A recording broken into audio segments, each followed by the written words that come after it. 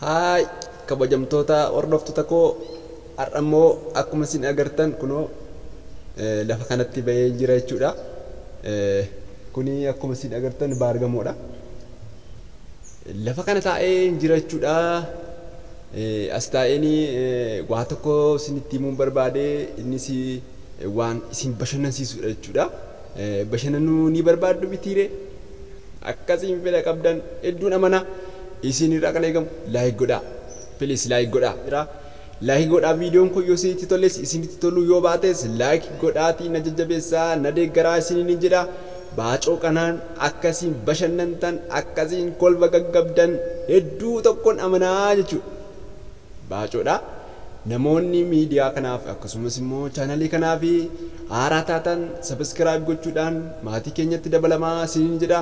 Namoonni videoon kun isinitti tole immoo like gochuudhaan na deeggaraa. Egaa maal nu qabattee dhuftee jechuun keessanii nafu maayidha seetan daawwattoota koo. Dargaggeessa tokkotu tureedha. Dargaggeessa tokkotu tureedhama.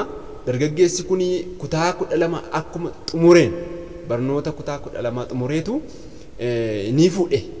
ni fuudhe jaallateetu fuudhe.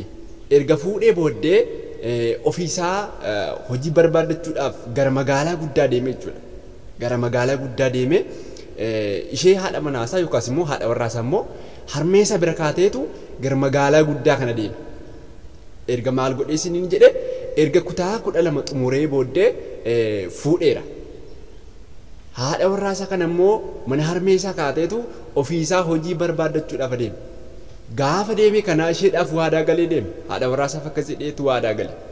Gaafan hojii argadhe battalatti ufeensi fudhadhaa hamman hojii argadhutti asuma tureedhe. Ofiisaa immoo magaalaa guddaa hojii barbaacha deemee jechuudha. Erga hojii barbaacha deemee booddee haati warraasaa harmeessaa kana bukkee teessi inni immoo achiitii hojii barbaadata. Maaltu ta'e beektu? Maaltu ta'e beektu?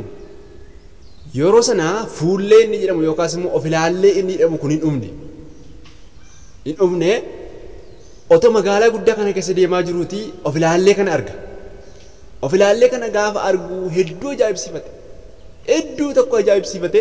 Hedduu gaafa ajaa'ibsiifatu haadha warraasaa kana baay'ee jaallataa fi haadha warraasaa kanatti erguu barbaade.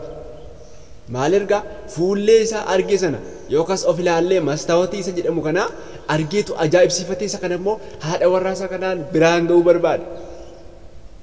Isaan booddee gada haadha warraasaa kanatti erge. Fuulleen kun akkuma haadha warraasaa kana bira ga'e haati warraasaa gaafa ilaaltu isheenis hin agarre haaraadha waan ta'eef keessatti maal agarsiiseetu fuula ishee yookaas immoo feesii ishee kana agarti. Of agarti jechuudha. Gaafa agartu kana hedduu tokko gadditee hin boossi ilaaltima boossi. Harmeensaa kun otoo haati warraan dargaggeessa sanaa yookaas immoo haati warraa mucaa ishee otoo isheen boosuu argite.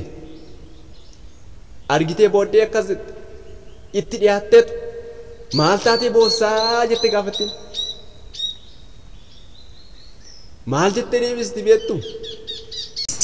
Ilaala ilmi keessaan waan inni anarratti hojjete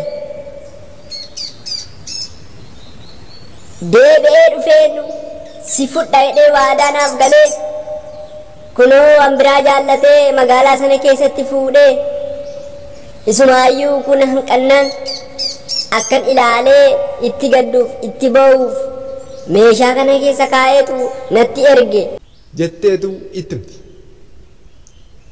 Gaafa isheen akkas jettee ittimtu haati mucaa sanaa haati warraa mucaa sanaa emmee fidii intala koo jettee harkaa fuuti.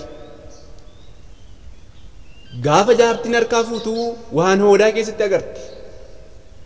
Isheen sun fuula ishee keessatti agartee haati mucaa sanaas fuullee sana waan hin agarre. Isheenis keessatti gaafa of ilaaltu maal agarti? Fuuluma ishee agarti. Haati mucaa sanaa akkas jette. Isin talaqoo isheenoo jaartiidha amma daftee duuti kanaaf boobsaaree. Maal agarti seetan? Jaartiinis fuuluma ishee agarti.